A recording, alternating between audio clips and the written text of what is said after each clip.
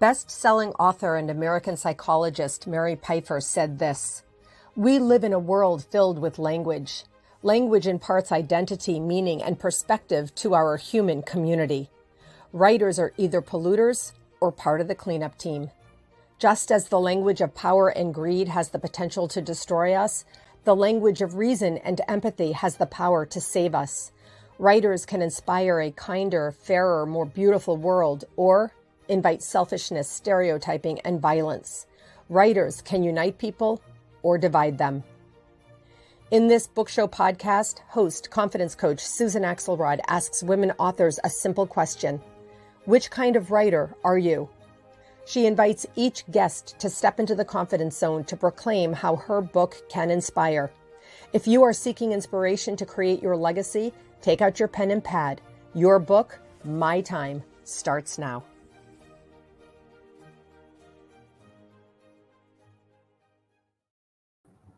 Hello, friends. Welcome to this episode of your book, My Time. I created this book show podcast to give voice to authors who often are self-publishing, publishing independently. They have something deeply important in them to share, and they do all the work to get all the way to the end of getting a book published. I should know, I've done this myself 4 times. My most recent book was just published November 17th, 2022, called Dear Future Self. Today, I am delighted to welcome author Denise Stasik, who is giving voice to people who don't have voice.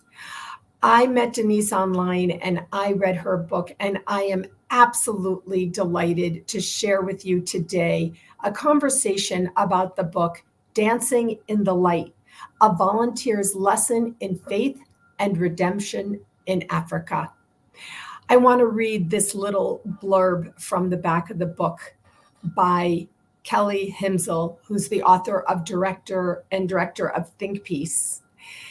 This is more than a how-to volunteer book. It is a manifesto for living a life of purpose, respectfully and open-heartedly, and applicable to every reader. Dancing in the Light will help readers discover their true missions while providing inspiration and practical tips. What a wonderful, thoughtful, and authentic book.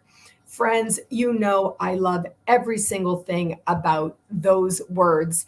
Denise, thank you so much for joining me on the book show today. I'm so happy to have you here. Thank you, Susan, for inviting me. It's such a pleasure to spend this time with you today. Well, what can I say? A book that helps people understand living a life of purpose respectfully and open-heartedly, and also such a universal theme. I really am happy to talk about this beautiful book today. So let me start by asking you the question I ask all of my authors, which is this: what is the story behind your story? And that's the question that I get asked most often as I'm talking about this book and the stories that are in it. So about 15 years ago, I was sitting in a Bible study class at my church. And that week we were studying international aid. And the question came up, can one person really make a difference or not in that type of environment? And I was much younger then, not as experienced as some of the people in my class. And I was like, yeah, of course, one person, me, pick me. And other people in our class had traveled more, internationally, had been in the military and had gone all over the world. And I'm like, no, you don't get it. You need resources, you need money, you need government connections, you need networking, you need sustaining donors. And they went through this list. And the more they talked, the more I felt like I wasn't able to express what was in my head, and that enthusiasm and the passion that conversation had ignited in me. So I went home that night frustrated with myself and with my Bible study class. And I opened up my newspaper. We used to receive a daily newspaper then. And it was Tuesday night. I opened the newspaper, had my hot tea going, and I saw this article, this cartoon drawing on the editorial page. And it was this beautiful depiction of the continent of Africa and Asia, Europe. And a tsunami had hit in Southeast Asia. So the artist had drawn pictures of ships laden with food coming from the United States and Great Britain and Greece and Turkey, all going down that west coast of Africa around the Cape on their way to Southeast Asia to help with that crisis. But along the west coast of Africa, he drew stick figures of women and children holding out their hands, asking for just 1 grain of rice. And what he was trying to depict was when a natural disaster hits or a big crisis, people become very passionate and they want to help and they donate and they read the news stories and the articles online. And he was saying that's great, and people should do that, and that's a great thing to do. But he asked the question, how easy is it really then to sail by that day-to-day suffering and ignore what's happening every day? So I thought that's great for my discussion at Bible study, right? So I cut it out, took it next Tuesday to the class. But by then the class had moved on to the next session, and it was a completely different topic. And I was still frustrated when I left there because I didn't get to have that conversation that I wanted to have about global international aid. So I went home, it was Tuesday night, opened my paper, had my cup of tea going, and I saw this picture of this little girl with the most enormous dark brown eyes. And those eyes just drew me into the article around her. So I started reading about a local nonprofit that existed at that time, and they had been working in Zimbabwe for a few short years, and they were getting ready to go on another trip. So I thought, you know what, I'm going to go and I'm going to prove my Bible study wrong. So I called them and I vetted them, they vetted me, and we decided we were a good fit, and I went with them. So when you go to an African village, most often you're greeted at the entrance with women beautifully dressed, dancing and singing and joyously welcome you. And if the children aren't in school, they'll all come running, many, many children, they'll come running to greet you. And I saw in the background this little girl running as fast as she could. She was much shorter than everybody else, and she was pushing the older kids aside. And she was running right towards me. And she got to me first, and I picked her up and I looked into those deep, deep eyes. And I knew that she was the girl in the picture. And I was sure of that because I took that picture out of my pocket and there was a teacher standing beside me. And she said, "Where did you get that little girl's picture?" And so I knew in that moment that although I had gone for some of the wrong reasons, that I would stay and continue to go back for all of the right reasons. So over the years, I kept the journal over more than 15 years at this point, and I kept going back and reading those stories in the journal about these people that I had met there and what they had taught me. And I continue to find that these lessons that are full of faith, family, and friends, really the core of what many of these stories are about, and certainly hope in the face of adversity. I found these to be a source of reflection and healing strength for me. And I thought one day maybe other people might want to hear these stories and find that same source of reflection and healing strength for themselves. So a few months ago, I started collating those stories into this book that became Dancing in the Light. So that's my story. Oh my gosh, I need to breathe for a second through all of this. I'm taking notes on my page as I always do. Even though we had spoken in advance, I had read through the book, I had known your story. I feel like hearing it in the way that you're sharing it today, there's lessons just in that. And you're giving voice already to a couple of things that are important. First of all, you said you use the expression day-to-day suffering as contrasted to these horrific, tragic, extremely traumatic natural disasters where there's this big uprising and outpouring, and people do give, and they give a lot. And then there's the settling down where people move on with their lives. No judgment. That's sort of just the way it happens. But that you somehow, God, I know you're a person of faith, planted or maybe like implanted in your heart in one single conversation in Bible study where you showed up, right? You showed up in your full presence. And then to say, I saw a picture where those eyes drew me in to the article around it is one of my greatest teachings. It's called the visual. But now we know through the story that you just shared that there was divine intervention as well, that you would cut out that picture, you would have it with you, and this little girl came to you in the village right into your arms. There's so much divine intervention here. And then finally, the messages in the book that you share of faith, family, and friends. Completely, totally, utterly universal messages that we all need all the time. And perhaps, might I say, especially now. And so that alone, these things alone are so important. But the thing that I really want to go deeper with you a little bit is what you talked about, the message of hope in the face of diversity, Denise. What you must have seen over 15 years of traveling. I'd love to invite you to speak a little bit about that hope or hopefulness. So in these villages, and particularly so in the refugee camps where I have really concentrated my work in the last 6 or 7 years, these are places where there's no health care generally. Food insecurity is a really big problem. And by food insecurity, I mean, if you're in a refugee camp and pre-COVID, you're getting 30 days rations of food. It might be like a cup of rice and some beans every day. And then COVID hits and you're getting 15-day rations. And now it's post-COVID, many things have happened there and you're getting 4 days worth of food. You're in a refugee camp. You have to figure out how you're going to feed yourself and your family for the other, how many days are left in the month each month.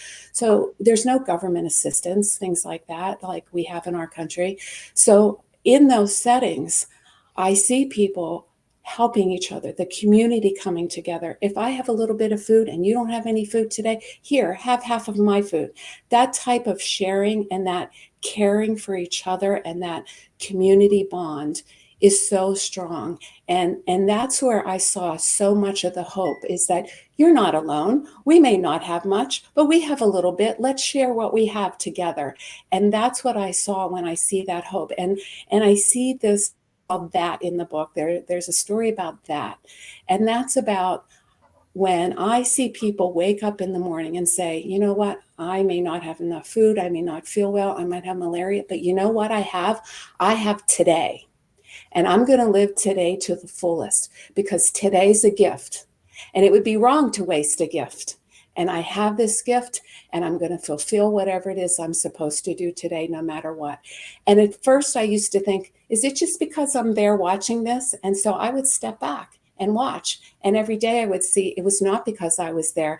It was because it was the way of life. So that's why I call it that I want that. I want to wake up every day and be filled with that sense of wonder, whatever the day is going to bring, and grateful for that day, no matter what my personal situation is.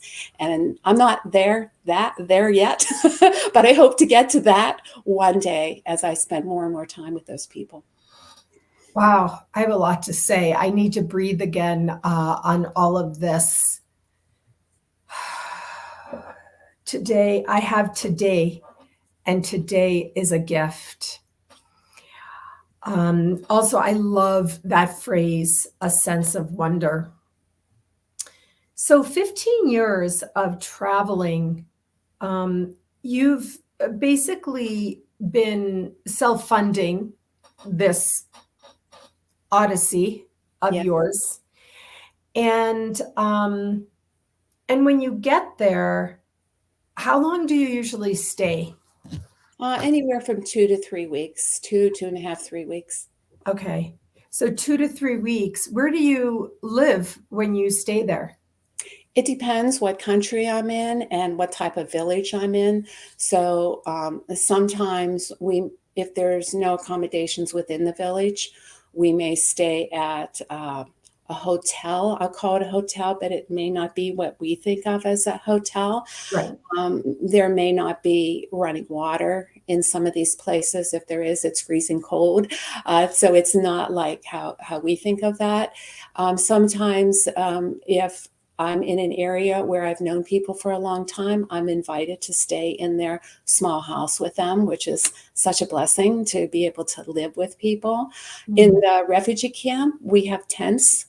that we've set up there where the nonprofits are based, and we stay in the tents and cots with malaria nets. So the settings change a little bit. They're always very rustic. Often, taking a shower is dumping a bucket of cold water over your head. And we laugh in my family. We joke that there's an American Denise and an African Denise, where American Denise needs her shower, but African Denise is really good at dumping that cold water over her head. So it's, you learn so many things in that environment about yourself that you didn't know until you're in that situation. That's been a real blessing and a growth experience for me personally. I love American Denise and African Denise. I just felt an energy of seeing these two spirits coming together in 2023 in a more integrated way. I'm not sure what that's all about, what your plans are or whatever. We'll talk about that, but I felt that very strongly. The second question that I ask is, why is your book worth my time?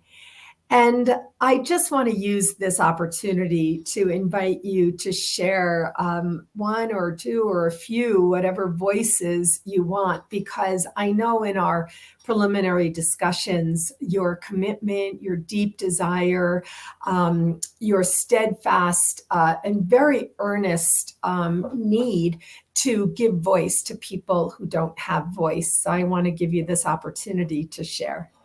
Thank you. So I want to start with the book itself is divided into 3 sections. So the first section is making a difference, the joys that I've seen along the way. And those are stories that always have a joyous ending. The second section is the harsh realities. And I subtitle that Finding Hope in the Midst of Suffering, because you are going to see some very harsh realities. But those stories, I think, even have more to teach us than the joys do.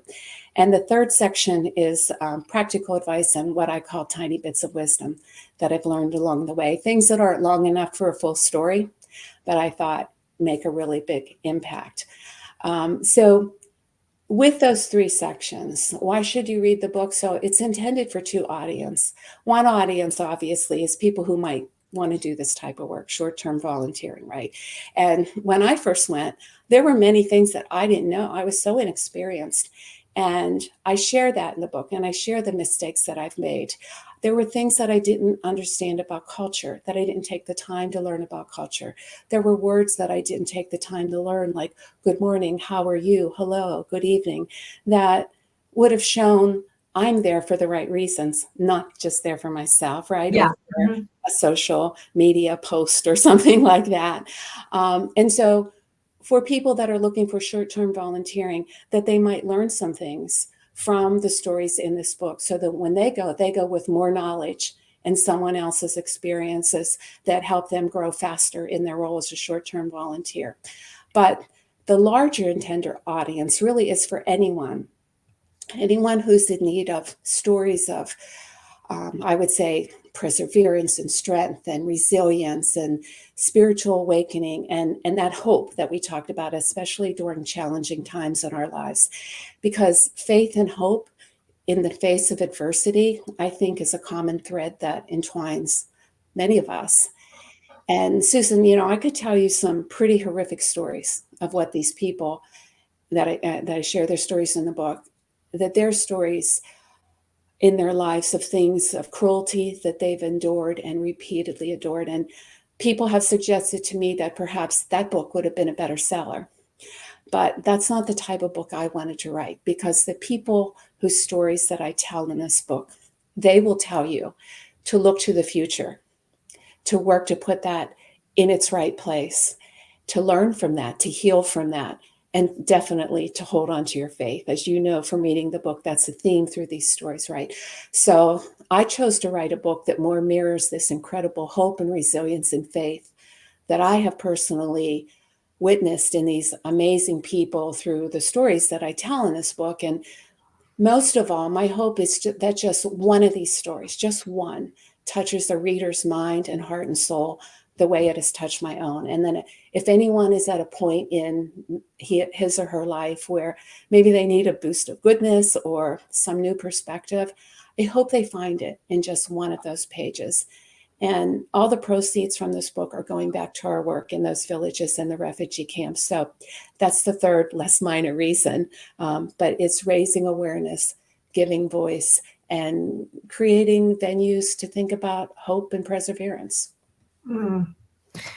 Oh my gosh. I mean, this is so incredible. And also, I got chills while you were talking because what you're doing is giving voice to a message, to a concept, uh, um, to humanity. I guess this is what is coming up for me, Denise, that today there's so many people in our country, I'll just speak about our country, perhaps in the first world as we know it, who are seeking something. There is a little bit of a crisis of faith due to a rapidly declining emotional health movement for some reason that's going on today. And these messages that you're offering through this beautiful, very simple book can speak to any human. The faith-based aspect of this book, I want to invite people to not have that block you from purchasing this book. Denise, it's weird, but some people are blocked by faith-based things. And so I'm really calling that out right here and saying the stories in this book are absolutely beautiful. The messages are deep and profound, and just reading through the voices that are shared can give you this feeling that you could be empowered to do something. I would like to address the first point, which is the first audience. Really specifically now, Denise, people who might want to do this type of short-term volunteering.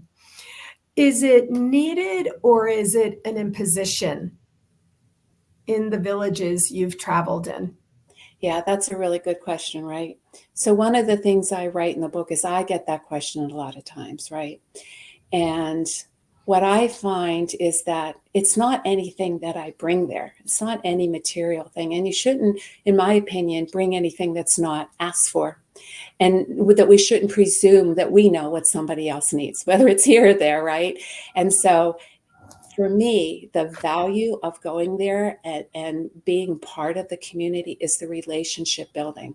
We walk into refugee camps and villages and build relationships that we learn from them, they learn from us. So it's not a one-way thing ever. And as you mentioned earlier, a judgment-free zone, because these are people, we work with people of all faiths, to your earlier point. This isn't a book about any one faith, because this is a book that comes from people from 6, 7 different countries of all different, particularly in a refugee camp, you have many different types of faiths. So it's that learning experience and that growth experience through that. But what I find is that when we come in, people will say, thank you for spending time with us. That gave us hope. So it's really the personal connection that I have found most valuable, not anything material, but it's spending that time and sitting around and sitting in a circle of women. There's many circles there, right? Sitting in a circle of women and being enveloped in that and becoming part of that circle. It's such an enriching experience on both ends. And you share your stories and you'll have the same thing. What is your family like? Are you married? What do you do with your children? And you have those same core. And I don't think I really realized it to that degree until I sat in my first circle of women and realized something that I say in the book, that I felt that I had to qualify the phrase, but we are all the same in the core. Basic respect, human dignity, we're all the same. And that's what I found the relationship building to be the most valuable. Mm. Do they speak English, Denise? These different people in the different villages in the different countries? Yeah, most of the people in the areas where I work do speak English. They all speak their native or tribal language as their primary language, and English as a secondary language. In the British colonies, in the schools, they only teach in English because they're British colonies. So all the children speak English quite well. and they go home and teach it to their parents and grandparents who may not know that. So there are places where I have needed an interpreter, just because, as you hear here, I speak very quickly, and I have had to slow that down. And Yes. my English, American English, is a little different than British English, but communication generally, even if you're using an interpreter, I haven't really found that to be a problem. You can interpret a lot with body language, with eyes, with smiles, with facial expressions, and that works really well with children.